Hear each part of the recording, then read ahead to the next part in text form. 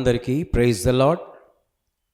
ప్రభునందు ప్రియమైన దేవుని బిడ్డలందరికీ మరొకసారి ఈ యొక్క ఆత్మీయ ఆహారాన్ని అందించడానికి దేవుడు నాకు ఈ అవకాశాన్ని అనుగ్రహించాడు. కాబట్టి నేను చెప్పబోయే మాటలు మీరు జాగ్రత్తగా కొన్ని నిమిషాలు వీక్షించి చూడాలని ప్రభు పేరట మనవి చేయుచున్నాను. నేను చెప్పేది అంతా కూడా ఆత్మ బలపడడానికి, ఈ ఆత్మ పరలోకానికి వెళ్ళడానికి, ఈ యొక్క ఆత్మ దేవుని యొక్క దర్శనము చూడడానికి ఉపయోగపడుతూ ఉంటుంది. కాబట్టి దేవుని బిడ్డలారా, ఈ నా మాటలను మీరు జాగ్రత్తగా విని ప్రభువులో కొనసాగించాలని కోరుతూ ఉన్నాను. ఈ రోజున దేవుని ప్రత్యక్షత నీకు కావాలంటే నీవేం చేయాలో దాన్ని నేను వివరిస్తాను. జాగ్రత్తగా వినాలని కోరుతూ ఉన్నాను. దేవుని సన్నిధిలో మనము ఎప్పుడు నీ ప్రత్యక్షత నాకు కావాలి ప్రభువా అని అడగాలి. సొలొమోను మహారాజు 2 సార్లు దేవుడు తనకు ప్రత్యక్షతను కలిగించాడు. ఎప్పుడు అనంటే బైబిల్లో మొదటి రాజుల గ్రంథం 9వ అధ్యాయం 2వ వచనం మీరు చదివినట్లయితే సొలొమోను మహారాజుకి దేవుడు ప్రత్యక్షతను చూయిస్తాడు. అయితే నీవు దేవుని ప్రేమ, దేవుని కృప, దేవుని దయ నాకు కావాలి ప్రభువా అని నీవు అడగాలి. ప్రతిరోజు కూడా నా హృదయము శుభ్రము చేయండి, నా అంతరంగంలో ఉన్న ప్రతిదీ తీసివేసి నూతనమైన మనస్సును పుట్టించండి అని దేవుణ్ణి మీరు అడుగుతూ ఉండాలి. అప్పుడు మన మనస్సు స్థిరమైందైతే నా హృదయము తిరిగి కల్ముషము కాదు. నీ యొక్క మనస్సు స్థిరమైందైతే అది తిరిగి పాపానికి చోటు నీ హృదయంలో ఉండదు. ఆ కల్ముషము నీ నుండి దూరం అయిపోతుంది. నేను చెప్పేది మీకు అర్థమవుతుంది అనుకుంటాను. చాలామంది అటువంటి మనస్సును కలిగి లేరు. వారు చెప్పేది ఒకటి, చేసేది ఒకటి. వాళ్ళకు స్థిరమైన మనస్సు ఉంటేనే తప్ప వాళ్ళు కరెక్ట్గా మాట్లాడగలరు. స్థిరమైన మనస్సు వారికి లేనట్లయితే ముందొక మాట చెప్తారు, వెనుకొక మాట చెప్తూ ఉంటారు. అనగా వాళ్ళకు స్థిరత్వం లేదు. వాళ్ళకు దేవుడు అలాంటి మనసు ఇవ్వలేదు. కాబట్టి వాళ్ళు ఆ విధంగా ప్రవర్తిస్తూ ఉంటారు.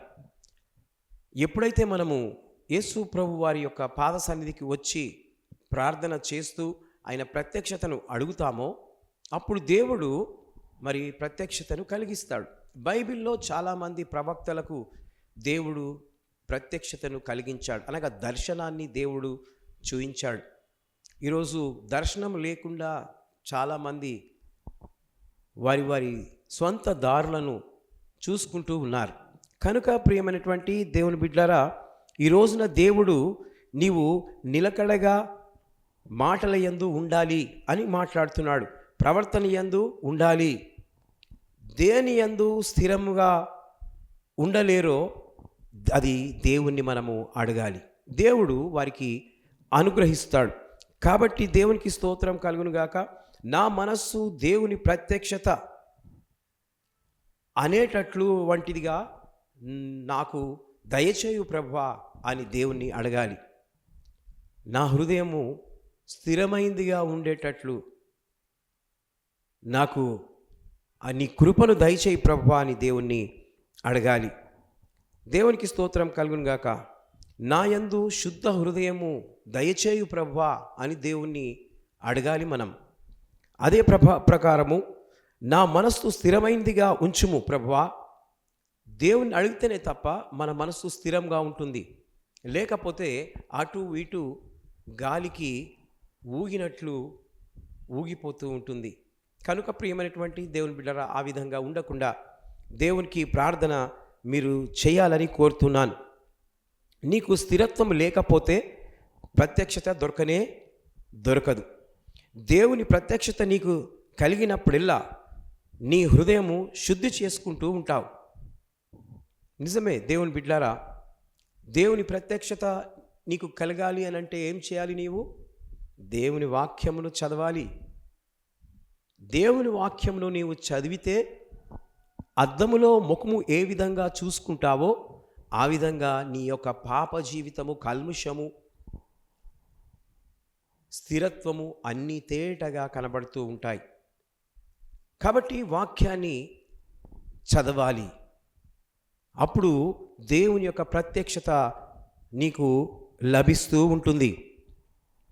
అయితే దేవునికి స్తోత్రం, బైబిల్లో ఒక మాట ఉంది.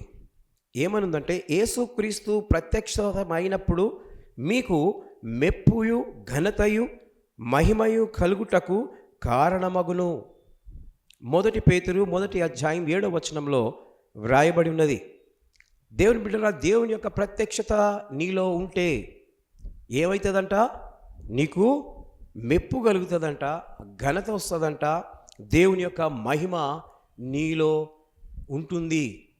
కనుక ఈ రోజున దేవుని ప్రత్యక్షత నీకు కావాలంటే నువ్వేం చేయాలో నేను ఈ మాటలను మీకు తెలియజేశాను.